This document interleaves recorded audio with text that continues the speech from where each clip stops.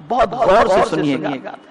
صحابہ کی پوزیشن بھی ایسی ہی تھی. حضرت ابو بکر کو کیا کہتے ہیں؟ ان کا لقب کیا ہے؟ بولیے صدیق. حضرت عمر کا لقب کیا ہے؟ فاروق اعظم. حضرت عثمان کا لقب کیا ہے؟ حضرت علی کا لقب کیا ہے؟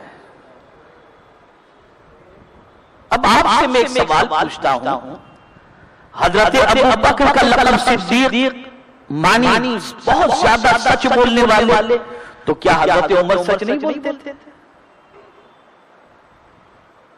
اب حضرت عمر رضی اللہ تعالیٰ عنہ عادل تھے کہ اعلیٰ حضرت عظیم البرکت امام عشق و محبت نے خطبہ رضیہ میں اعلیٰ سیدنا فاروق اعظم رضی اللہ تعالیٰ عنہ کے لیے جو لقب جو القاب انتخاب فرمائے وہ کیا ہے؟ اعدل الاصحاب مزین المنبر والمحراب البواب رأیہ بالوحی والکتاب. یہ القاب حضرت سیدنا فاروق اعظم کو عطا فرمائے. صحابہ میں سب سے زیادہ عدل کرنے والے وہ فاروق اعظم تھے. تو کیا دوسرے صحابہ عادل نہیں تھے؟ تھے. دوسرے صحابہ بھی انصاف کرتے تھے.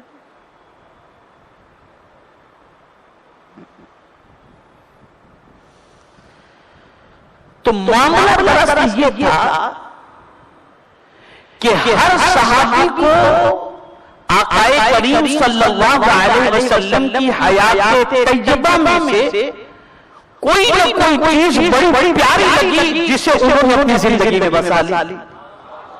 تو حضرت ابو بکر کو سرکار کی صداقت اچھی لگی تو انہوں نے اس صفات کو اپنے اندر اتنا بسا لیا کہ ان کا لقب بن گیا صدیق اکبر. اس لیے کہ ان کی زندگی میں سچ بولنے کے حوالے سے ایک ایسا واقعہ پیش آیا کہ صدیق اکبر کی صداقت پر قرآن نے گواہی عطا فرما دی. والذی جاء بالصدق وصدق بہ اولئک هم المتقون. اب فاروق اعظم کی شان میں آج گفتگو کرنی ہے. تو فاروق اعظم نے حضور کی حیات پڑھی.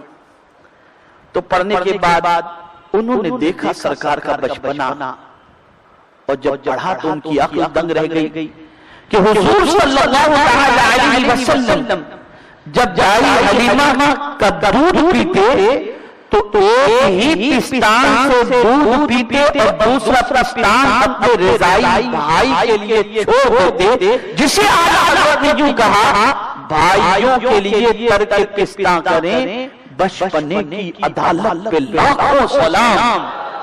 تو بچپنے کی حضور کی اس عدالت کو دیکھ کر فاروق اعظم نے سرکار کی عدالت کو اپنا پورنا بچھونا بنا لیا، اور انہوں نے یہ عزم کیا کہ عدل کے سلسلے میں پھر کوئی بھی ہو کسی کی رعایت نہیں جائے گی، عدل ہی سے کام لیا جائے گا. اسی طریقے سے حضرت عثمان غنی نے حضور کی سخاوت دیکھی تو انہوں نے سخاوت کے پہلو کو اپنا لیا. یہ عطا حضور کی انہوں نے اپنا لی اور اس کو کمال حاصل کرنے کی کوشش کی. تو انہوں نے سخاوت کی بنیاد پر رسول اعظم صلی اللہ علیہ وسلم نے حضرت عثمان غنی سے فرمایا عثمان تم جو چاہو کرو جنتی ہو. اور پھر مولا علی کا کیا کہنا، اتنے طاقتور تھے کہ فاتح خیبر کی حیثیت سے رسول اعظم صلی اللہ علیہ وسلم کے اس جاندار کا معاملہ. اب آپ دیکھیں سیدنا فاروق اعظم رضی اللہ تعالیٰ عنہ کی حیات طیبہ کے چند گوشوں کو آپ سمجھیں. رسول گرامی وقار صلی اللہ تعالیٰ علیہ وسلم نے جب اعلان نبوت فرمایا اور اس کے بعد لوگ اسلام قبول کرنے لگے تو سرکار صلی اللہ علیہ وسلم کی 5 سالہ دعوت و تبلیغ میں اعلان نبوت کے بعد 5 سالہ دعوت و تبلیغ کے اندر 38 لوگوں نے اسلام قبول کیا. اور جب آقائے کریم صلی اللہ علیہ وسلم دعوت کے 6 سال میں قدم رکھتے ہیں تو اس وقت سیدنا امیر حمزہ رضی اللہ تعالیٰ عنہ نے اسلام قبول کیا اور جب حضرت امیر حمزہ رضی اللہ تعالیٰ عنہ نے اسلام قبول کیا تو ایمان باطن میں زلزلہ پیدا ہو گیا، کفار پریشان ہو گئے، مشرکین پریشان ہو گئے، اور انہوں نے آپس میں مشورہ کیا کہ یہ تو محمد صلی اللہ علیہ وسلم کے ماننے والوں کی تعداد بڑھتی ہی چلی جا رہی ہے، اگر اس کے روکنے کا کوئی انتظام نہ کیا تو کہیں ایسا نہ ہو کہ لوگ محمد عربی صلی اللہ علیہ وسلم کا دین قبول کر کے ہمارا دین چھوڑ دیں۔ اسی میں میٹنگ طلب کی گئی جس میں ابو جہل بھی تھا اور بہت سارے اساطین قریش بھی تھے۔ اس میں یہ یاد آتا ہے کہ کون ہے جو اس مشن کو روکنے میں اپنا کلیدی رول ادا کر سکتا ہو، اور اس کے لیے کیا ہونا چاہیے مشورہ دو۔ سب نے اپنے اپنے اعتبار سے مشورہ دیا۔ اس محفل میں 26 سالہ عمر ابن خطاب بھی موجود تھے، اور انہوں نے کہا کہ اگر حضور ہیں صلی اللہ علیہ وسلم تو اسلام چلتا ہے نا، معاذ اللہ میں محمد صلی اللہ علیہ وسلم کا کام ہی تمام کر دیتا ہوں، نہ وہ رہے نہ اسلام پھلے پھولے۔ اور یہ کہتے ہوئے عمر ابن خطاب نے تلوار کو نیام سے باہر نکالی اور اس کے بعد وہ حضور کے گھر کی طرف بڑھنے لگے، غلط ارادے سے بڑھ رہے تھے۔ راستے میں ایک ایسے صحابی ملے جو مسلمان تو ہو چکے تھے لیکن ان کے مسلمان ہونے کی خبر عمر ابن خطاب کو نہیں تھی۔ انہوں نے دیکھا کہ تلوار نیام سے باہر ہے تو انہوں نے عمر ابن خطاب سے پوچھا کہ عمر آج چہرے سے آگ نکلتی ہوئی، آنکھوں سے آگ کے شعلے نکلتے دکھائی دے رہے ہیں اور ہاتھ میں ننگی تلوار ہے، ارادہ تو نیک ہے، کہاں کی طرف کر رہے ہو؟ تو انہوں نے برجستہ کہا کہ محمد صلی اللہ علیہ وسلم کا معاذ اللہ کام تمام کرنے کی غرض سے جا رہا ہوں، ان کی تبلیغ کی وجہ سے، ان کی دعوت کی وجہ سے لوگ ہمارا دین چھوڑ رہے ہیں۔ تو انہوں نے برجستہ کہا محمد صلی اللہ علیہ وسلم کے پاس کہاں جاتے ہو؟ پہلے اپنے گھر کی خبر لو، تمہاری بہن نے اسلام قبول کر لیا ہے تو اور سلام آتا ہے، اور حضور کے گھر کی طرف رخ کرنے کی بجائے عمر ابن خطاب اپنے بہن کے گھر کی طرف رخ کرتے ہیں۔ جب بہن کے گھر کے دروازے پر پہنچے، دستک اندر سے قرآن کی تلاوت کی آواز آ رہی تھی۔ حضرت خباب حضرت فاروق اعظم کی بہن اور بہنوں کو قرآن سکھا رہے تھے۔ بہن نے ڈھانپ لیا، حضرت خباب کو چھپا دیا، دروازہ کھولا۔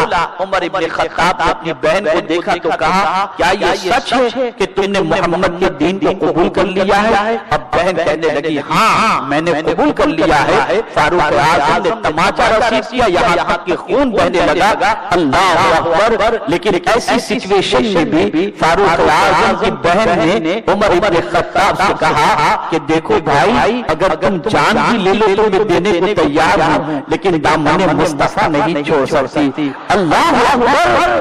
فاروق اعظم کو حیرت ہوئی کہ اللہ، جو میری بہن کبھی میرے سامنے اونچی آواز سے بات نہیں کرتی تھی، جو میری بہن مجھے دیکھ کے لرز جاتی تھی، آج اس میں اتنی طاقت پیدا ہو گئی کہ آج میرے سامنے برجستہ کہہ رہی ہے کہ میں دین نہیں چھوڑوں گی۔ عمر ابن خطاب نے کہا اچھا ایک بات بتاؤ، میں کوئی آواز سن رہا تھا، کچھ پڑھنے کی آواز میرے کانوں تک پہنچ رہی تھی، وہ چیز کیا تھی؟ تو انہوں نے کہا وہ حضور صلی اللہ علیہ وسلم پر نازل ہونے والا قرآن تھا جو ہم خباب سے سیکھ رہی تھی۔ اللہ اکبر! انہوں نے کہا مجھے بھی دو۔ انہوں نے کہا ناپاک ہاتھ اس کو چھو نہیں سکتے، آپ پہلے غسل کرو۔ وہ غسل کرتے ہیں اور غسل کرنے کے بعد جب ان کے سامنے وہ صحیفہ رکھا جاتا ہے، اس کے اوراق رکھے جاتے ہیں تو اس میں سورہ طٰہٰ کی ابتدائی آیات تھی، طٰہٰ ما انزلنا علیک القرآن لتشقیٰ۔ یہ آیت کریمہ جب انہوں نے پڑھی اور سنی تو ان کے دل ہی کے اندر اسلام کی شمع روشن ہونی شروع ہو گئی۔ اور اس کے بعد عمر ابن خطاب نے کہا مجھے بھی لے چلو۔ محمد صلی اللہ علیہ وسلم کے بعد اسی وقت حضرت خباب باہر نکلتے ہیں اور کہتے ہیں کل ہی میرے آقا نے تمہارے لیے دعا کی تھی اور آج ہم اس دعا کے اثرات کو دیکھتے ہوئے نظر آ رہے ہیں۔ اللہ اکبر۔ عمر بن خطاب کو لے کر حضور صلی اللہ علیہ وسلم جہاں دار ارقم میں تشریف فرما تھے، حضرت ارقم صحابی کے گھر پر، اللہ اکبر، وہاں پہنچتے ہیں۔ اب یہاں پہ تھوڑی سی آپ کی توجہ چاہوں گا، یہ گھر کہاں تھا؟ تو آج صفا سے جو ہم سعی شروع کرتے ہیں تو صفا جو ہے اس کے قریب ہی حضرت ارقم صحابی رضی اللہ تعالی عنہ کا گھر تھا۔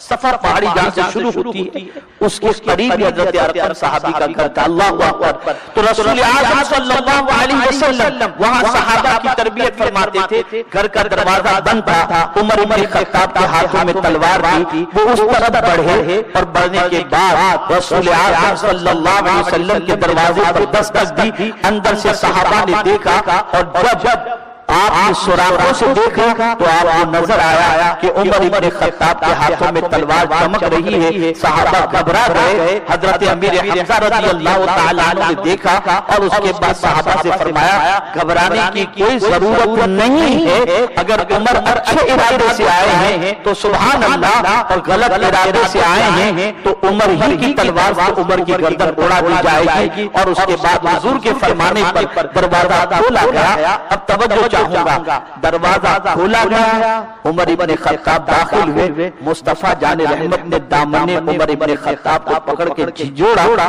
اور فرمایا عمر کیا وقت نہیں آیا کہ تم اسلام قبول کر لو؟ انہوں نے کہا اشہد اللہ الہ الا اللہ واشہد ان محمدا عبدہ ورسولہ۔ اتنا کہنا تھا کہ صحابہ نے تکبیر بلند کی، اور جیسے ہی صحابہ نے تکبیر بلند کی جبریل امین علیہ الصلوۃ والتسلیم حاضر آئے اور سرکار سے عرض کرتے ہیں یا رسول اللہ صلی اللہ علیہ وسلم، عمر کے اسلام قبول کرنے پر صحابہ کو جتنی خوشی ہوئی ہے اس سے زیادہ آسمان کے فرشتوں کو خوشی ہوئی ہے۔